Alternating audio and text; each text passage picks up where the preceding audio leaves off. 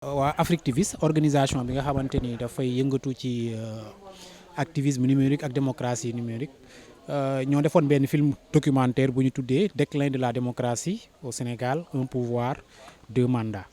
léegi bi ñu visionné vidéo bi nga xamante ni moom lañ def ñu dajale ci ay experts yu bëri yoo xamante ni dañ doon wax ci démocratie bi nan lañ ko gën a mën a ñoŋalee Sénégal ba dérive yi nga xamante ni duñ nañ ko ci régime bi yëpp au moins ñu jël ci ay wut ci ay solutions mën koo dépasser loolu moo taxoon ñu ubbi panel bi njëkk bi nga xamante ni ñu ngi doon waxtaanee la pertinence vraiment de la limitation des mandats ñu ci doon dalal ay experts yoo xamante ni ku ci mel ni Amadou Elimane Kane bu Lex Africa Mamadou Seck politologue boo xamante ni expert électoral la aussi Régina Sambou mooy journaliste ak Jali Badiane mi nga xamante ni moom mooy jiite organisation bii di Sénégal Vote nga xamante ni dañuy def liggéey bu am solo ci jour scrutin yi pour collecter information yi nga xamante ni ñooy génnee ci bureau de vote yi li ñuy jàpp am na ci ay propositions yu ci génn ku ci mel ne Amadou Elimane Kane wax na ni moom su sañoon ñu teg fii li nga xamante ni mooy mandat unique président de la République maanaam mu def benn président bu xam ne bu fi ñëw rek benn mandat unique ngay def moo xam 7 ans lay doon wala 8 ans ba pare boo ko defee amatoo droit nekkaat candidat pour nee na loolu buñ ko saxalee dina lijjanti suñu problème yi nga xamante ne yu bëri troisième mandat moo koy indi wala succession moo koy indi mu ni nag loolu tekkiwul ni président bi fi nekk dafay ñëw rek def fi 7 ans 8 ans wala ñu bàyyi ko mu dem noonu mu ni dañuy teg ay mécanismes yoo xamante ni vraiment danañ teg benn système de redevabilité boo xamante ni président bu fi nekk 7 ans wala 8 ans def sa mandat balaa ngay dem di nga wax askan bi nan nga yore woon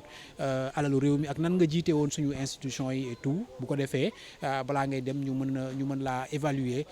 ci loolu ñeneen ñi ku ci mel ni Mamadou Seck moom nee na format 2 mandats yi pour moom baax na mën nañ ko continuer te mën nañu gën a fexe ba mu gën a dëgëraat ci nga xamante ni dootuñu amati problème président bu fi ñëwaat rek laalaat constitution bi ba mën ñëw teg naan dafa bëgg defaat 3e mandat pour kii bu ko defee nag Régina ak ki nga xamante ni mooy Jali Badiane ñoom wax nañ lu bëri ci li nga xamante ni jeunesse Sénégal moom la ñu duggee ci politique seen engagement bi nga xamante ni engagement bu yees la seetluwuñ ko woon dans les années 90 wala 2000 te année 2010 yi 2020 ñu seetlu ni jeunes yi engagé nañ trop politique engagement boobu seetlu nañ ko ñu wax ni des na tamit yar boo xamante ni war nañ leen ko tàggat ba wax leen lan mooy histoire dëkk bi ak lan mooy histoire politique bu Sénégal ba ñu mën koo intégrer ba mën a xam nan la ñuy demee ci combat politique yi nga xamante ni moom la ñuy demee chaque jour mën a bañ a ànd ak aussi une violence donc loolu moo doon thème yi nga xamante ni waxtaanee nañ ko tey ci suba te voilà ñu tënk ko ci loolu. Déjà, il était important de retracer ces 12 dernières années de lutte politique, d'activisme autour de ce film-là, Un pouvoir, deux mandats. Depuis 2012, quand même, le Sénégal connaît des situations inédites en matière de processus électoral, en matière de politique même. Et il était important, pour moi en tout cas, de participer à ce film-là qui retrace tous ces événements-là et qui nous met dans un contexte qui incite à la réflexion de savoir comment nous allons pouvoir nous sortir de cette situation-là. Et le fait de présenter ce film aujourd'hui au public et aux différents acteurs a amorcé une discussion qui va vers comment faire des propositions pour régler cette situation dans laquelle on vit, que l'on traverse actuellement, et surtout pour proposer des réformes concrètement à différents niveaux de ce pays-là. On a parlé de réformes de justice concernant comment la justice fonctionne, on a parlé des réformes sociales, des réformes politiques, des réformes même sur notre compréhension et sur l'application de la démocratie. Donc ces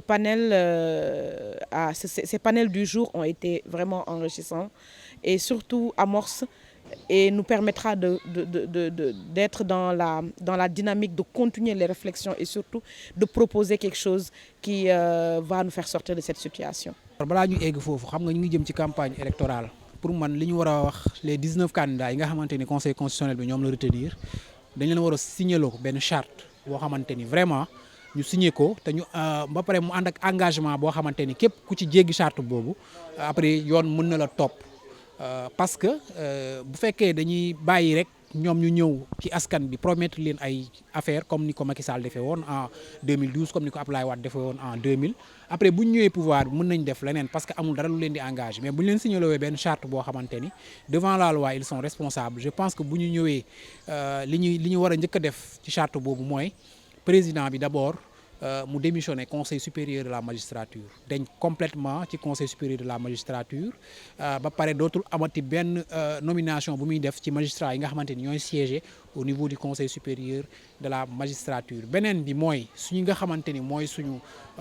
parquet muy chef des poursuites ministère public bi nañ ko détaché complètement du joug du ministère de la justice maanaam procureur bi dootul dépendre ci ministère de la justice mi koy jox ay ordre ku ne xam na ne ministre de la justice premier ministre moo koy jox ay ordre moo koy jox ay instruction te premier ministre ko ne xam na ni président moo nekk ci kawam moom li mu bëgg lay def loolu bu ñu ko defee ñaar yooyu bu ñu ko defee ce sera vraiment une réforme de taille pour li ñu dund ci régime bi ñu bañ ko dundaat parce que gis nañ li ñu dund ci régime bi li ci ëpp justice daf cee takk bu baax a baax ba tax na ñu jël ay nit ñu bari lu tolloog plus d'un millier de personnes ñu tëj leen ci kaso bi ci ay motifs yoo xamante ni yu fallacieux la ay opposants ñu jël leen yóbbu leen tribunal xañ leen seen droit d'éligibilité ba pare tëj leen encore ay kaso loolu yëpp justice moo ko def justice tamit du lépp loo xamante ni peut-être ñaaw na def nañ ko ci régime bi parce que gis nañ ni posé nañ ay actes quand même yu fort parce que bi nga xamante ni radié nañ Ousmane Sonko ci liste électorale yi ba mu dem contester ko au niveau des juridictions d'abord à Ziguinchor le 12 octobre foofu jox nañ ko fa dëgg même si administration bi lànk na ni du ko exécuter bañ demaatee ci tribunal hors classe bu Dakar foofu tamit justice bi jox na ko dëgg administration bi lànk ni du ko jëfee loolu mooy wane ni tamit pouvoir yi nga xamante ni président de la république moom la am dañ ko war a wàññi te dañ ko war a signer te mu leer que mu bàyyi yenn pouvoir yi nga xamante ni vraiment jox nañ ko mu nangu koo céder au pouvoir judiciaire mu nekk loo xamante ni justice bi ñooy am pouvoir boobu di ko doxal pour man réforme yooyu la ñu war a indi président bi wàññi pouvoir am yu ëpp ba nga xamante ni dootul mën a am pouvoir par exemple li Macky Sall def le 3 mars dernier ñëw jàkkaarloo askan bi leen élection bi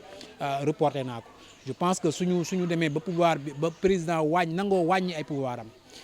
19 candidats yi signé charte boobu bu ñu nekkee président nangu nañuy wàññi seeni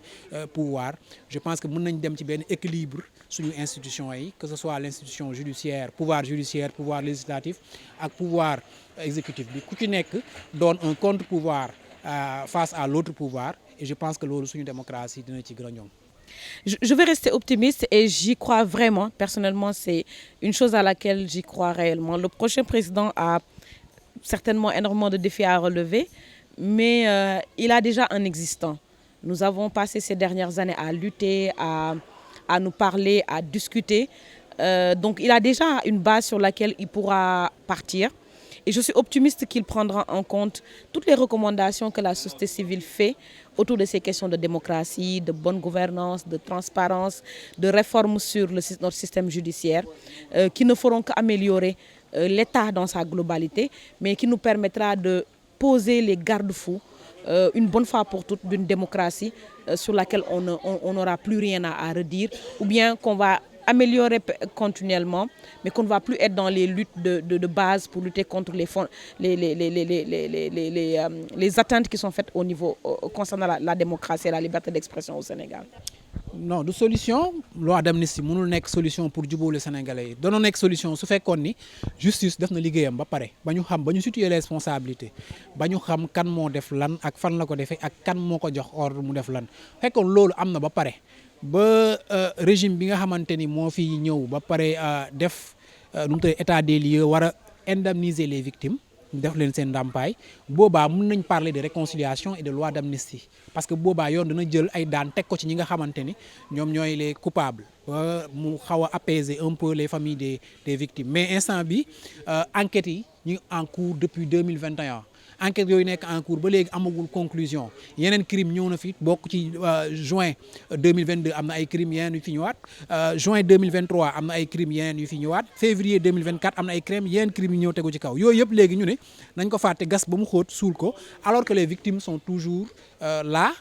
leurs familles sont toujours là ils réclament justice donc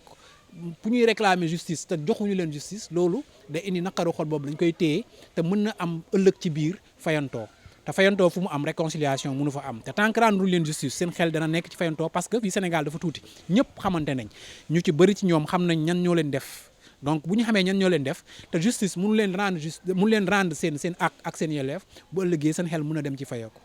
Oui, la journée du 6 d'hier a été très dense, il faut le dire. On a eu des décisions qui ont bouleversé notre paysage politique. Et c'est important qu'on ait un conseil constitutionnel qui prend des décisions fortes et qui réconforte aussi, qui nous rassure sur le fait que nous sommes encore dans un état de droit, même si je peux le mettre entre guillemets. Et nous allons continuer à travailler pour améliorer cet état-là que nous partageons tous. Donc c'est des décisions à saluer. Espérons qu'à partir de maintenant, on aura une date fixe pour les élections à venir et qu'on ira aux élections, qu'on élira notre nouveau président et qu'on arrivera à aller au-delà de ces débats-là qui nous monopolisent depuis quand même 3 ans.